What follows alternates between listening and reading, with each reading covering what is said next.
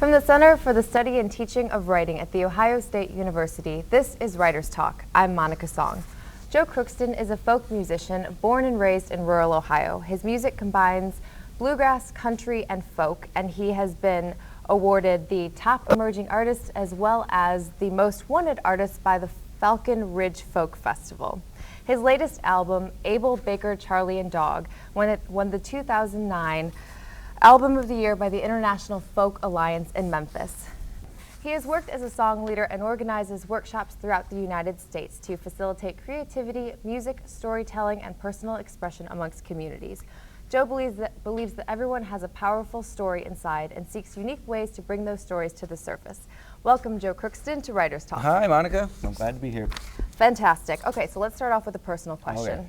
Oh boy, okay. You're just diving right in, right? Absolutely, okay. That's what I do. So as you're writing a song, what sort of place do you find is most helpful to foster your creativity in writing? Do you go into the mountains, like into the woods, or do you lock yourself into your room? Do you go to the studio? And how important is it for you to write in that sort of atmosphere? I write in any, I love to be alone when I can be. If I've written songs on a boat where I'm anchored down for 3 days, bobbing back and forth, and I've come up with some great songs. And I've definitely written, I love to be alone, but the truth of it is that I have a 6-year-old daughter whose name is Josie, and she's awesome, and she's around and swirling around, and if I waited to be alone every minute to write a song, I would never write one. So I've actually learned, I've gotten good at silencing the noise and the swirling in my mind and kind of focus. I'm pretty good at focusing in on the kind of the emotional, sort of the writing details, even though there's a lot going on around me. I'm pretty good at that. So yeah, I would say a combination. But man, if I can get alone, a lot of times when I'm traveling, I might stay in like a lodge or a bed and breakfast or a hotel and something like that. I find that I write. I'm really that's when I pull stuff. Oh, I was in Austin recently, and I had some friends who got food poisoning for 2 days. Great. And I was staying with them, which was awesome. Because they were sick. They were going to show me around Austin, but I had 2 days alone where I wrote a new song, and I'm very excited about playing it. Oh, good, good. Well, don't do it now. Okay, I'm not going to do it now. Okay. But later, so later. I'm really psyched to hear. Yeah, So. I make it happen wherever I can. That's what I have to do. That's good. Yeah, you have to squeeze that in when you can. That's right. It's difficult. So what's your process as you write lyrics for songs? Do you have some sort of a format? Format? I wouldn't say that, but I have a compass. I feel like when I write a song, I set my compass towards a very clear emotional or humorous or spiritual focus. You know what I mean? I set it on that. And so every line I feel like needs to support that. It needs to, the arrow needs to point towards that emotional core. So I ask myself, what's the emotional core of the song? I have this thing that I ask myself. It's just like, what's the power center?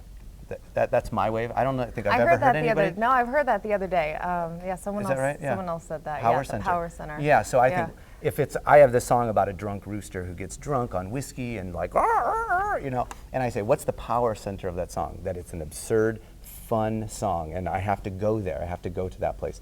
And I have a song, Fall Down As the Rain, about the cycles of life and death and rebirth. And I ask myself, what's the power center? What's the focal point of it? And that's pretty much what I do. I focus on that as, so I don't have a formula, but as long as I'm writing towards that point, it is a good song. Okay, you brought up two things that I was going to ask you, actually. Yeah. The first is what you write about. I know that you write about life and death and reincarnation and freedom and memories and all this stuff. So I suspect you of being a teensy bit goth. But why are you interested in writing about these issues, especially of like life and death and like cycles and whatnot? I guess in a way, I'm drawn to that because I'm drawn to those moments where someone's life falls apart and stuff happens and they lose people and so you're dark. It's not that I'm dark. It's that those are the moments that are like everything else is fluff. It's just busy white noise that's happening, right?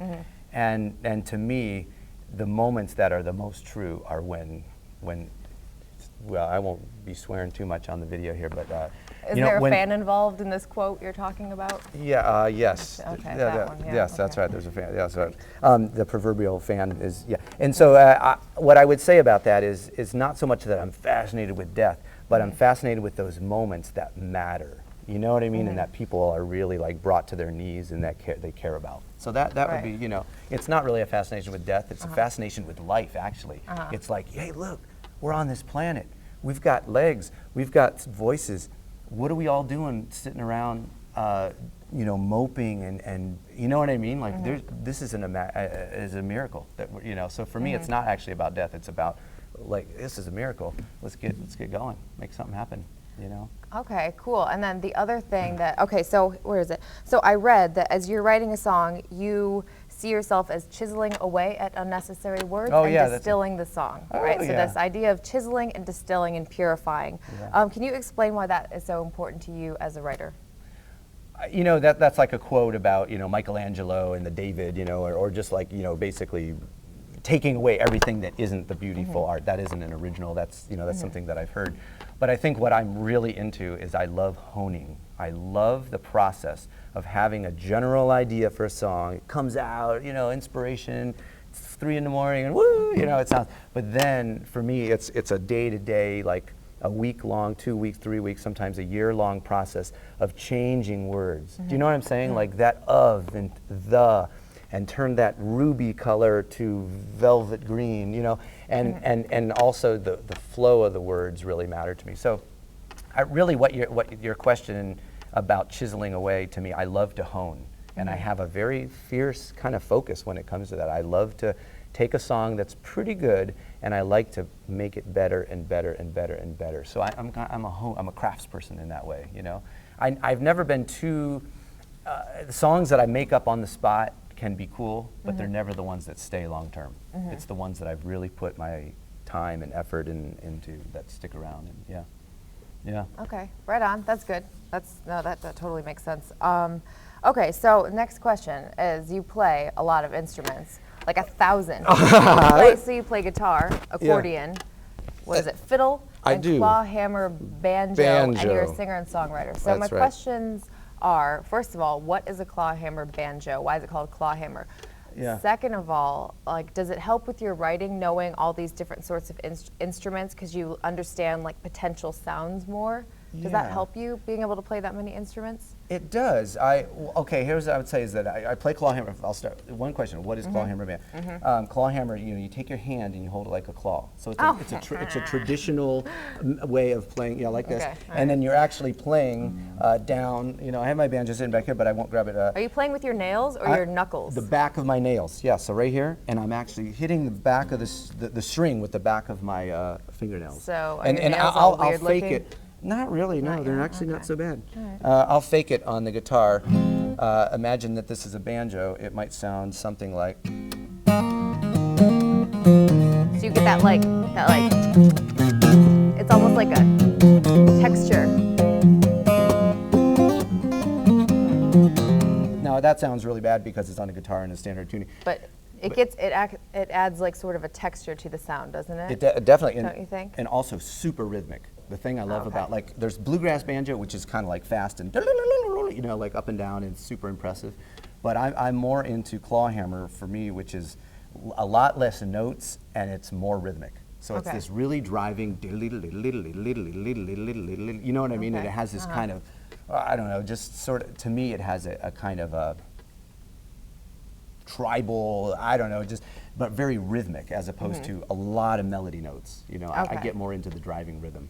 Okay. Yeah. So All so, and then the answer to that question, I drive and I tour around the country, you know, and I listen to tons of bluegrass, like 3 chords, and these, like, they just say it like it is. Do you know what I mean? As writers go, they're not like all flowery and like,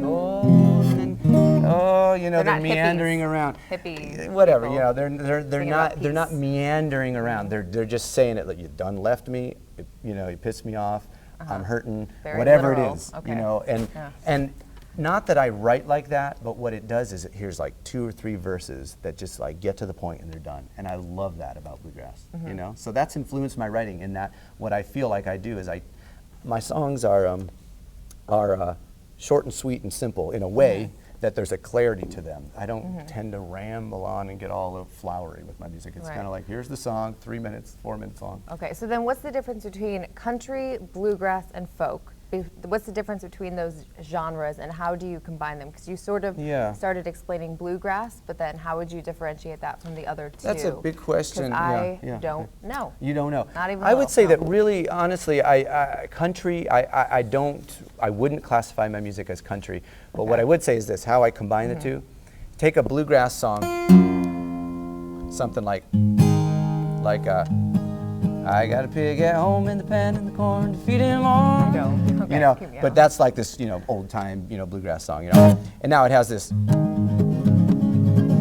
Now, and the words about that are, I got a pig in a pan at home, and it's basically this somewhat nonsense song about a girl, whatever, And now, if I took that's that, mean. Oh, what? That is horrible. I don't like that. Okay. Can we just say that you live on a farm? Okay, sorry. Go on. Nonsense song, yeah, you know what I mean. I'm not saying, but so then you take that same rhythm or same kind of thing, and what I like to do is then maybe add lyrics on top of that are better crafted, that have interest, that have different dimensions to them than just a pig in the farmhouse or something like that. You know what I'm saying? So, yeah. Okay. All right, and then this is actually one of the last sort of questions. All right. What or who is very influential to you as a writer? Oh, as a writer, so many people, and most, people ask me, who are your great inspirations? I would say the people who have inspired me the most are my friends. Like sitting around, I went to the Kerrville Folk Festival for the first time last May in Kerrville, Texas. And it's like 3 in the morning, and we're sitting around this, campfire thing. And really what Kerrville is about, it's about songwriters who have been covered by Garth Brooks and the Dixie Chicks, and you know what I mean, that whole thing. And they come to this festival, and it's some of the greatest writers in the country who show up there.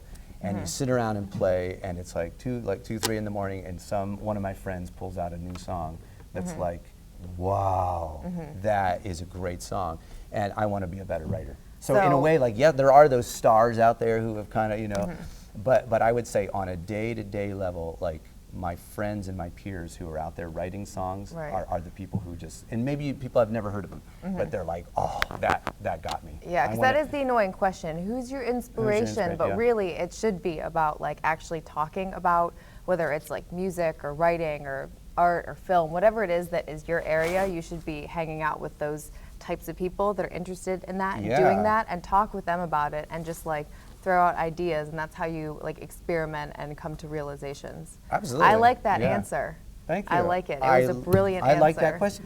I mean, and I really mean that, is that just some of the most aha moments that I've had are of being with my friends who pull out something and go, I want to do that.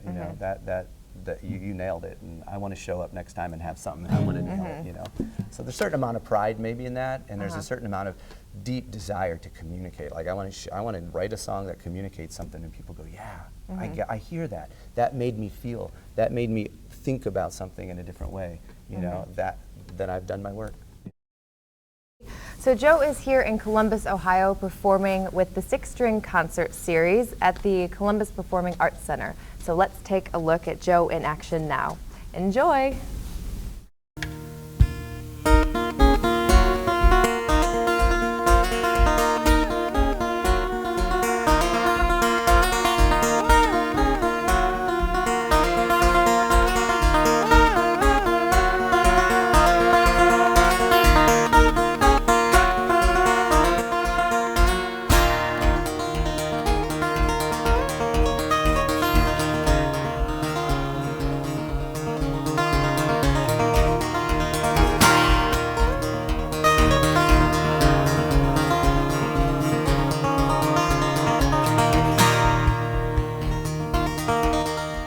When my life is over and I have gone away, I'm gonna leave this big old world and the trouble and the pain.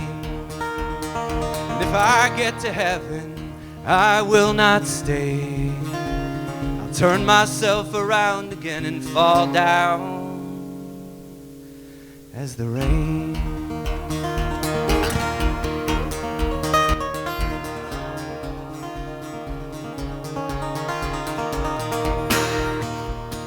When I finally reach the ground, I'll soak into the side, turn myself around again, come up as goldenrod. I'll as goldenrod, come up as goldenrod.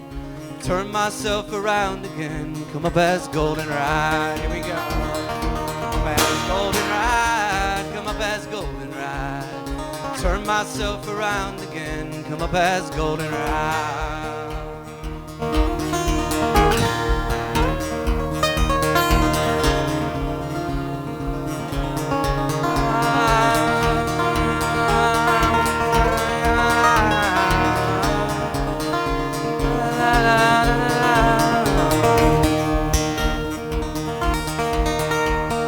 Then when I turn dry and brown, well, I'll lay me down to rest.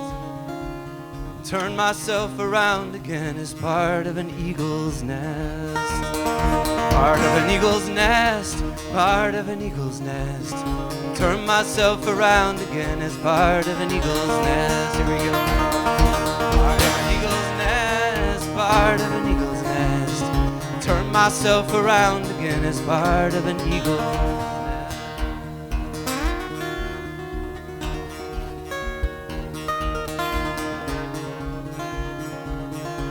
La, la, la.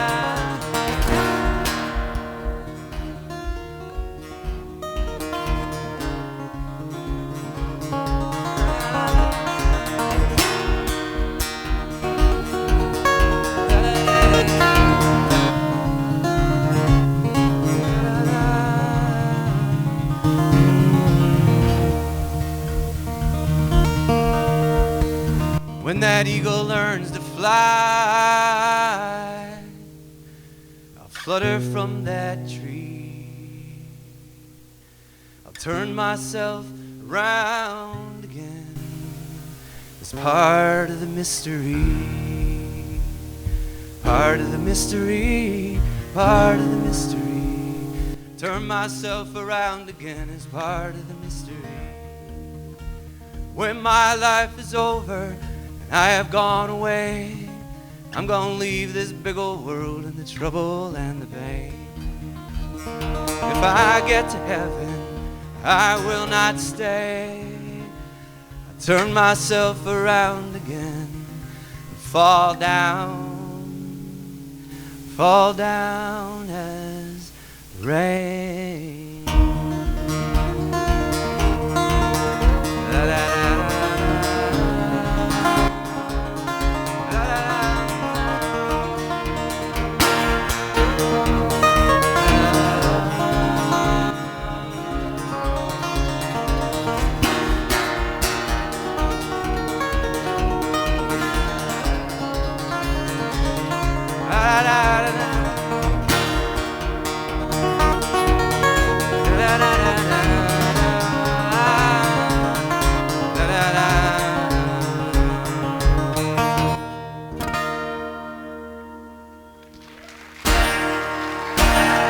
Thank you.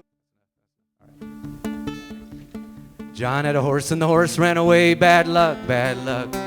John had a horse and the horse ran away. Bad, bad luck. Bad, bad luck, the neighbors didn't say. Bad luck, John, has come your way. Bad luck has come your way. He said maybe, it's hard to say. He said maybe, it's hard to say. Well, the horse came back with a wild mare. Good luck, good luck. The horse came back with a pretty white mare. Good, good luck. Good, good luck, the neighbors did say. Good luck, John, has come your way. Good luck has come your way. He said maybe, it's hard to say. What did he say? He said maybe, it's hard to say. Well, the horse kicked John and broke his leg. Bad luck, bad luck. Pretty white mare broke John's leg. Bad, bad luck. Bad, bad luck, the neighbors did say. Bad luck, John, has come your way. Bad luck has come your way. He said maybe, it's hard to say. Here we go. He said maybe, it's hard to say. With a broken leg, he missed the draft. Good luck, good luck. Well, the army came and walked on past. Good, good luck. Good, good luck, the neighbors did say. Good luck, John, has come your way. Good luck has come your way. He said maybe, it's hard to say. Here we go. Hard to say.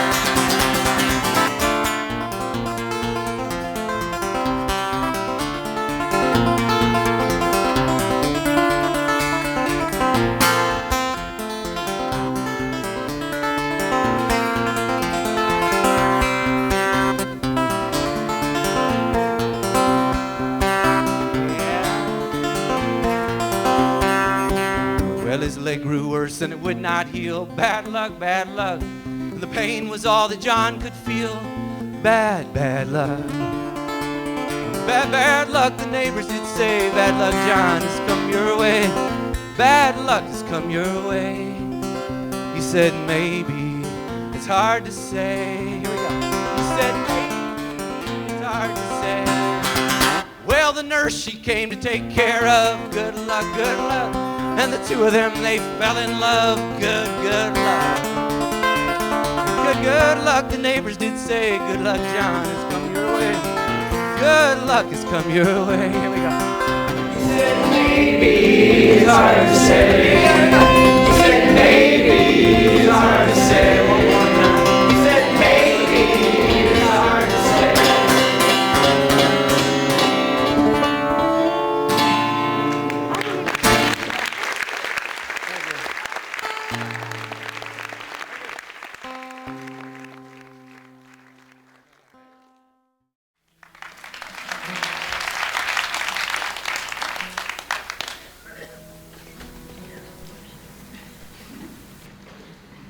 I sing for the beauty that's still left on this earth. I sing for the joy and the trouble and the hurt.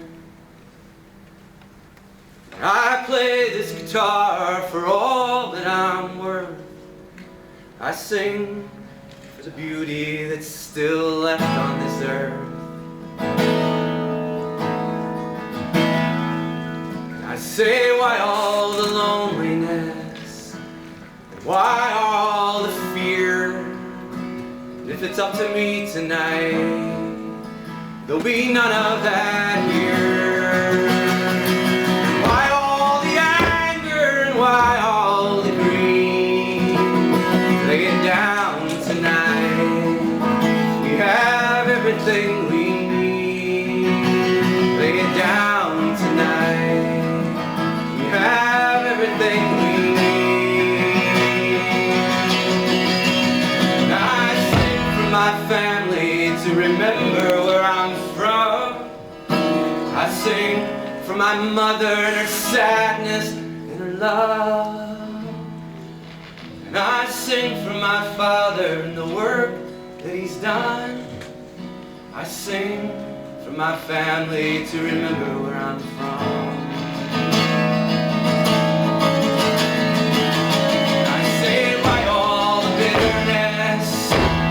Why all the blame that we carry around all of this shame? Why all the anger? Why all the grief? Lay it down tonight. We have everything we need. Lay it down tonight. We have everything we need.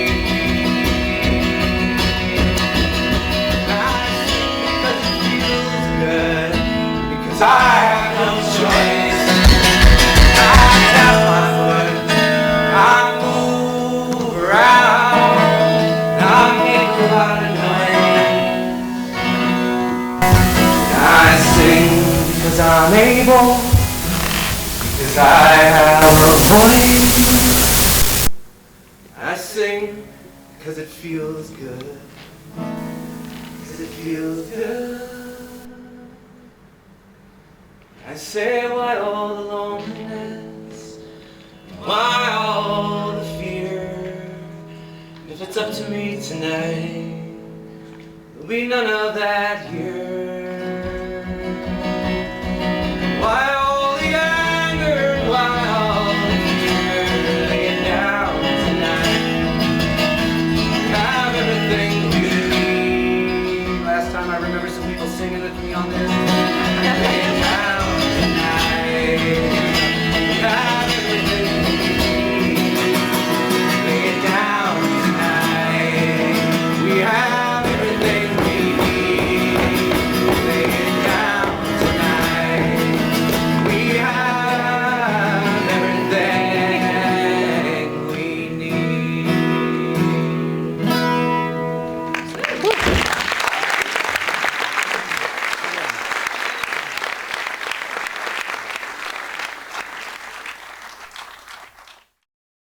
Okay, lovely. That was Joe Crookston performing with a 6-string concert series at the Performing Arts Center in Columbus, Ohio. For more information on Joe Crookston, please visit his website at www.joecrookston.com or his MySpace page at www.myspace.com/Joe Crookston. And for more information on the 6-string concert series, please go to sixstring.org. Once again, Joe, thank you for being here on Writers Talk. Thanks, Monica. It was really great. Yeah, thanks. Yes, very, very good. I forget where I work. What is it? From the Center for the Study and Teaching of Writing at The Ohio State University, this is Monica Song saying, keep writing.